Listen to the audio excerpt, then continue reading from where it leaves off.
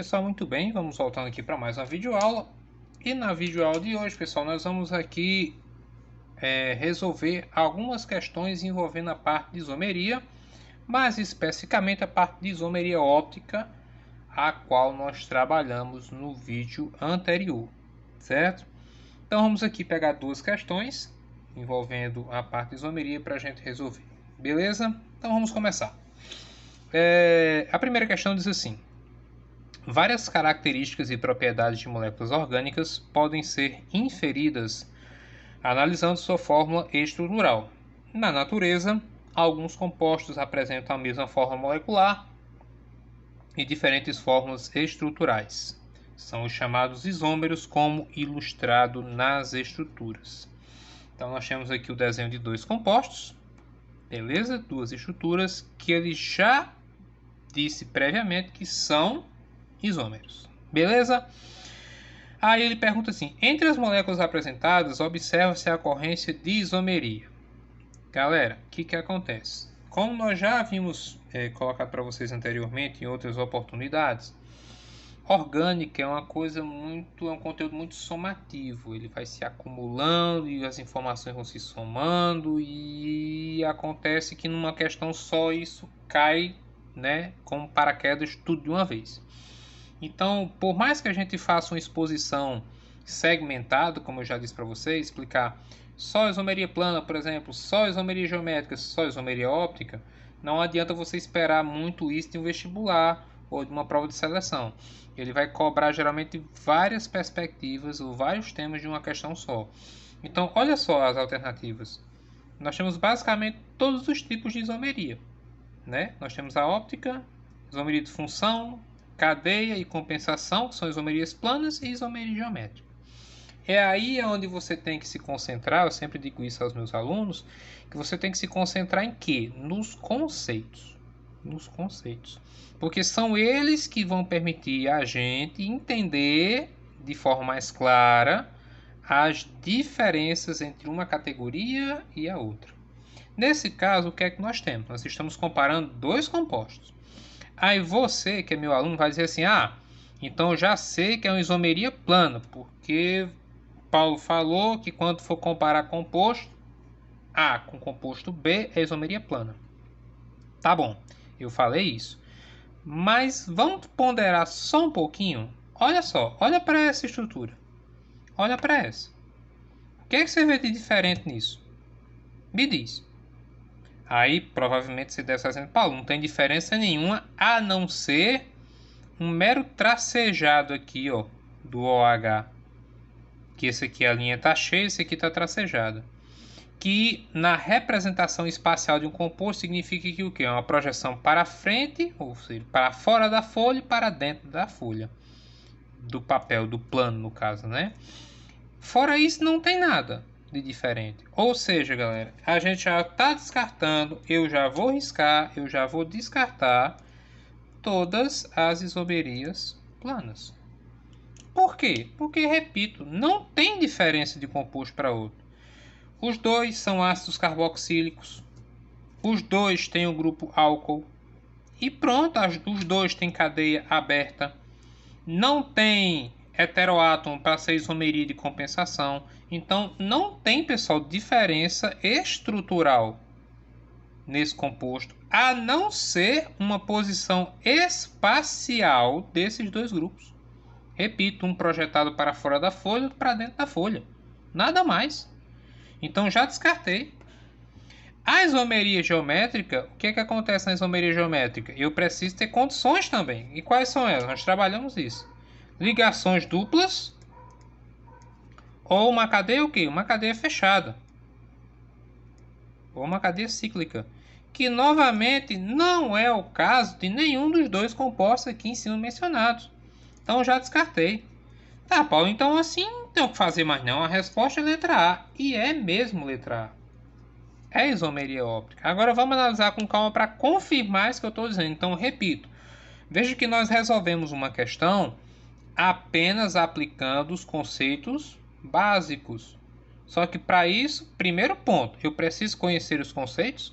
Segundo ponto, eu preciso controlar a minha ansiedade, o meu nervosismo, a minha pressa de responder a questão, para não desperdiçar questões simples como essa, tá certo? Então mantenha calma e volte para o conceito básico que você se preparou, tá bom? Por que a isomeria óptica? Bem, a isomeria óptica, como nós trabalhamos nos mapas mentais na aula passada, ela remete ao quê? À questão da assimetria, não é isso? Do carbono assimétrico. E o que seria o carbono assimétrico? Aqui para recordar, para relembrar, é um carbono que está conectado. Primeira coisa, ele tem que ser um carbono o quê? Saturado. Então ele só pode fazer ligação simples. Depois, né, ele tem que ser um carbono que está ligado a 4 grupos diferentes. Ou seja, dessas 4 ligações que ele faz, ele deve estar conectado a 4 ligantes, se você assim preferir denominar, a 4 ligantes diferentes. Tem que ser ligado a 4 coisas diferentes. Bem, na nossa estrutura aqui, os carbonos estão em forma de linha. Vamos colocar os carbonos então. Nós temos um carbono aqui, vamos começar por esse composto. Nós temos outro carbono aqui e um carbono aqui na extremidade. Vamos colocar agora os hidrogênios. Esse cara aqui não precisa, porque já tem as 4 ligações. Esse aqui só vai precisar de um para completar, né, sua ligação.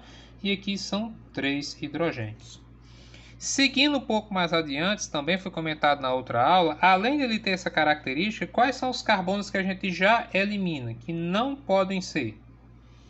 Nem pode ser CH2, nem CH3. Esses carbonos aqui a gente já descarta. Eles não podem ser carbono quiral. Beleza? Então, ó, o que acontece? Esse cara aqui já está fora do páreo. E esse cara aqui também, por conta dessa ligação dupla. Resta somente, então, esse carbono. Será que ele é um carbono quiral, né? Será que ele é um carbono assimétrico? Será que ele traz a característica necessária para que esse composto tenha isomeria óptica? Vamos observar. Primeiro passo, ele faz ligações simples. Show de bola. Segundo passo, do lado esquerdo, ele está ligado com esse grupo. Embaixo, OH. Em cima, H. Do lado direito, o grupo carboxila. Então, perceba, pessoal, que ele tem, sim, 4 grupos diferentes. Portanto, esse carinha aqui é um carbono quiral, que a gente geralmente identifica, né, pela presença do asterisco. A mesma coisa vai acontecer aqui, né? Eu tenho aqui, vamos colocar novamente os carbonos. Novamente os hidrogênios e perceba que a logística prevalece exatamente a mesma. Eu vou ter aqui, ó, esse carbono está fora porque é um H3, esse aqui está fora por conta da dupla. Ficou só esse carbono do meio que tem o que de grupos ligantes? Novamente o CH3, o OH, o H e o grupo carboxila. Então esse carinha é um carbono quiral. Certo? Confirmando aí, portanto, que a nossa resposta é isomeria óptica, exatamente pela existência dos 2 carbonos quirais, dos 2 carbonos assimétricos. Tranquilo, pessoal? Uma questão muito simples, repito. Simples porque no começo nós simplesmente paramos, refletimos e aplicamos os conceitos. Eu já sabia essa resposta aqui desde o início do processo. Certo? Muito bem. Vamos lá. Vamos para a próxima questão. Na questão número 2, nós temos o seguinte. Está dizendo que em algumas regiões brasileiras é comum se encontrar um animal com odor característico, o zorrilho. Esse odor serve para proteção desse animal, afastando seus predadores. Um dos feromônios responsáveis por esse odor é uma substância que apresenta isomeria trans e um grupo tiol ligado à sua cadeia.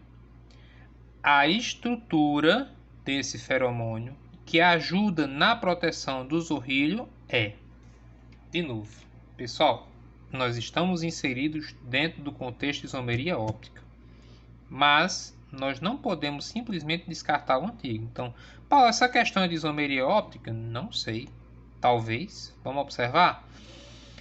Tenho alguns pontos para destacar aqui para vocês. Primeiro ponto, fiquem muito atentos, principalmente quem vai fazer prova de Enem. Eu acho que a grande maioria, né, que está vendo esse vídeo, pretende fazer uma prova de Enem, porque no presente momento, quando eu estou gravando esse vídeo, ele é o principal vestibular a nível nacional. Então, o que acontece? Ela gosta muito de trabalhar com descrições. Então, essa questão está falando de um composto e ela traz para a gente as características desse composto. Com base nessas características, ela pede o quê? Que nós possamos identificar quem é. Então, lá vamos nós para o enunciado de novo. Ela diz que essa substância apresenta isomeria trans e um grupo tiol ligado à sua cadeia. Bem, isomeria trans, né, representa um tipo de quê? Um dos tipos de isomeria geométrica. Então, nós já vamos então novamente remeter ao nosso banco de informações para ver o que é isomeria geométrica. Tem que ter o que? Ligação dupla. Ferrou, porque todos os compostos têm ligação dupla, então não vai ser tão simples como foi na outra questão. Mas não é nem um bicho de sete cabeças. Além da ligação dupla, o que a gente tem que procurar? Grupos ligantes diferentes. Então vamos aqui, ó.